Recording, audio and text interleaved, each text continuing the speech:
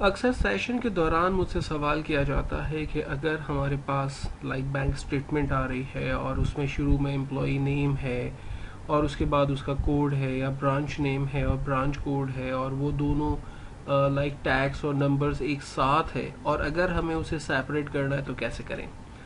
अगर नंबर और टैक्स के दरमियान स्पेस है तो हमें पता है कि टेक्स्ट टू कॉलम इसमें हमारी मदद करता है,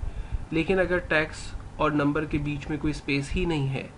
तो एक्चुअल में सिस्टम को कैसे पता चलेगा कि उसे टैक्स और नंबर को सेपरेट करना है। तो ये एक बेसिकली बहुत ही डिफ़िकल्ट किस्म का फार्मूला है जिसको हम यहाँ पर अटैम्प्ट करने की कोशिश करेंगे। एक छोटा सा सिनेरियो मैंने यहाँ पर बनाया हुआ है जिसमें हमने डिफरेंट नंबर से पहले कुछ डमी टैक्स रखे हुए हैं और मैं ये चाहता हूँ कि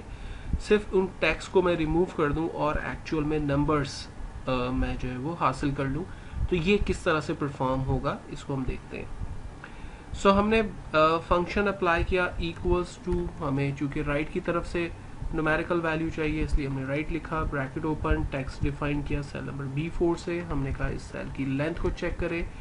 जो कि B4 है और हमने कहा कि माइनस करे उसमें से मिनिमम वैल्यू को और फाइंड करें इसके बीच में एक्चुअल में जहाँ भी उसे एरे में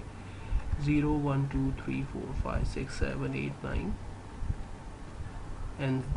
0 मिल जाता है। यहाँ पर array bracket curly bracket close comma और हमने कहा कि कौन कोऑर्डिनेट करे एक्चुअल के अंदर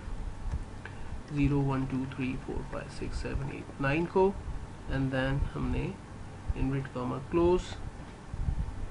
फाइंड का ब्रैकेट क्लोज, राइट का bracket close and then +1 and finally bracket close and then enter. देखें हमारे पास सिर्फ न्यूमेरिकल वैल्यूज आ रही है और उसमें कोई भी टैक्स वैल्यू नहीं आ रही। तो अगर आप अपने किसी भी टैक्स और नंबर्स के बीच में जहाँ पर टैक्स और नंबर के बीच में कोई स्पेस नहीं है और उसे सेपरेट करना चाहते हैं तो इस एरे फंक्शन की मदद लेते हुए आप एक्चुअल में अपने टैक्स और नंबर्स को सेपरेट कर सकते हैं।